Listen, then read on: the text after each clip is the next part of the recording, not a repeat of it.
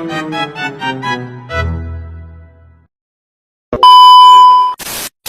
etimologi, munafik ini berasal dari bahasa Arab, yaitu akar kata dari nafiko yang artinya lubang tikus. Jadi antara lubang tikus dengan kemunafikan ini memiliki kesejajaran sifat, yang dimana dari atas layar tikus ini berarti tertutup dengan tanah, kemudian di bawahnya berlubang. Sedangkan kemunafikan diibaratkan sebagai di atasnya adalah dari luarnya yaitu Islam, sedangkan di dalamnya itu adanya keingkaran maupun penipuan. Secara terminologi, kemunafikan ini yaitu orang-orang yang menampakkan sesuatu yang sejalan dengan kebenaran, akan tetapi aslinya itu tidak sebenarnya.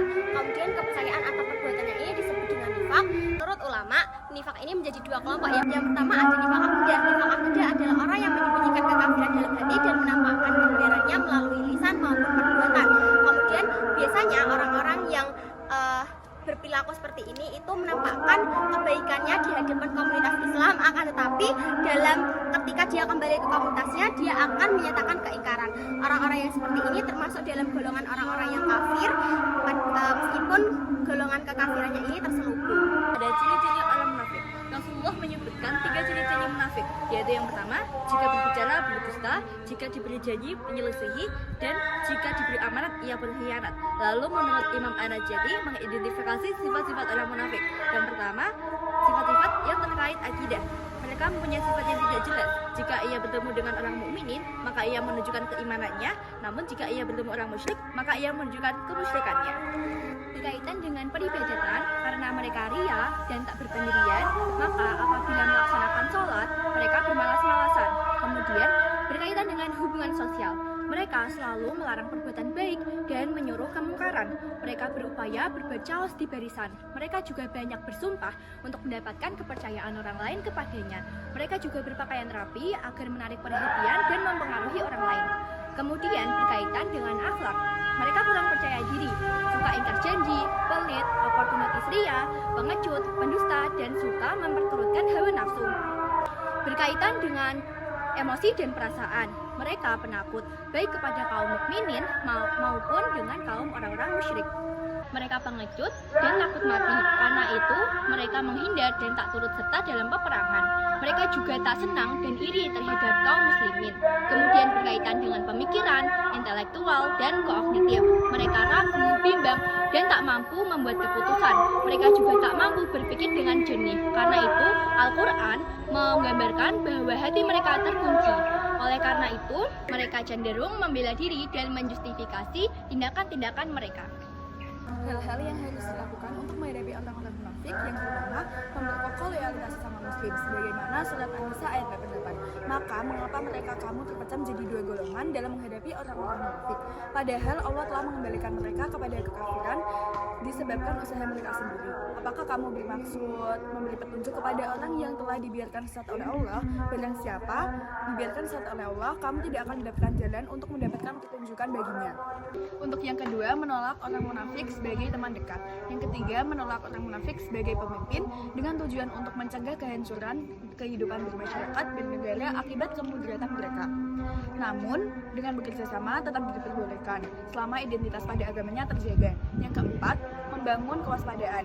Jika mereka berbicara, lidah fasih mereka pun terus berjalan, sehingga orang menaruh perhatian kepadanya.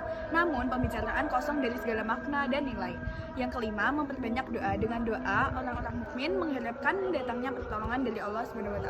Pengertian kekerasan hati diambil dari kata qaswatul qalbi, berasal dari bahasa Arab. Qaswah berarti kekerasan hati, kebuntusan. Sedangkan qalbi berasal dari qalaban, yang artinya berubah, berbalik, berpindah. Menurut karya tafsir M. Quraisyihab, qaswatul qalbi adalah sebagai hati yang tidak bisa melemah dan tidak dapat lulus oleh bukti-bukti dan keterangannya yang sudah terlihat manfaatnya. Perlumpaan ini dikaitkan dengan kerasnya dan kakunya sebuah batu. Namun dalam tafsir Kemenak RI bahwa qaswatul qalbi adalah watak kaum Yahudi. Allah sudah memberikan petunjuk kepada mereka, namun hati mereka tetap keras. Bahkan kerasnya hati mereka tidak sebanding dengan kerasnya batu. Faktor penyebab keras hati. Menurut M. Quraisyihab, faktor penyebab qaswatul qalb merupakan perbuatan maksiat dan dosa. Yang pertama, keserakahan terhadap harta dengan melanggar syariat. Kemudian, mengingkari kebenaran mukjizat setelah menyaksikannya sendiri. Yang ketiga, banyak bicara tanpa disertai dengan zikir dan melecehkan utusan Allah. Kemudian, menanyakan perintah tanpa memperhatikan asal perintah tersebut. Kemudian, bermalas-malas dan menunda pemenuhan kewajiban sambil mencari berbagai alasan. Kemudian, ujian yang diberikan oleh Allah tidak diambil hikmahnya. Yang terakhir, sikap-sikap buruk seperti ria, takabur, ujub, dengki, dan yang lain-lain. Ulama telah menawarkan obat hati yang merupakan rangkuman pemahamannya terhadap teks Al-Quran dan Al-Sunnah. Syekh Ibrahim Al-Kawas, ulama Sufi abad 3 Hijriah, menawarkan resep obat hati yang dinukil oleh Imam Abi Nuaim Al-Sifihani dalam kitab Hilyatul Auliya sebagai berikut. Obat pelatih hati ada 5. Membaca Al-Quran berangan-angan, artinya mengosongkan perut atau puasa, sholat malam. Obat pelatih hati ada 5.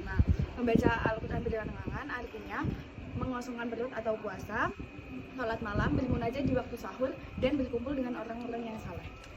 Nasihat hikmah yang disampaikan oleh Syekh Ibrahim diubah oleh syiar langgam Jawa Tombo Ati oleh Sunan Bonang sebagai berikut.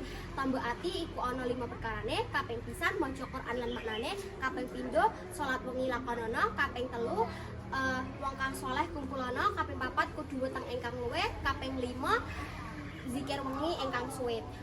Salah sawijine sapa bisa nglakoni, mugi-mugi Gusti Allah bisa nyembadani. Jika kita cermati, 2 baris penutup itu menimbulkan pertanyaan, mengapa hanya cukup satu saja umat Islam bisa melanggengkan atau istiqomah, insya Allah bisa mendapatkan salah satu resep obat hati? Jawabannya karena para guru memberikan nasihat bahwa kita bisa, jika kita bisa merutinkan salah satu amalan obat hati, maka Allah akan memberikan pahala yang besar. Kemudian sebab nikmatnya ketaatan seseorang ini bisa mendorong kita untuk melaksanakan ketaatan yang lain. Apalagi ketika kita melaksanakan ketaatan, kita bisa merasakan ketaatan yang lain.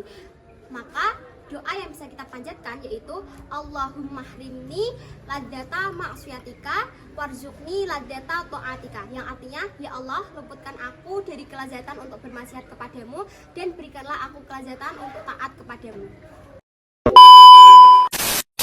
Thank you guys. Sehat-sehat kalian dan jaga diri kalian, dan ingat guys, kalian sudah melalui banyak rasa sakit, kalian kuat, kalian bisa lalui lebih banyak rasa sakit itu.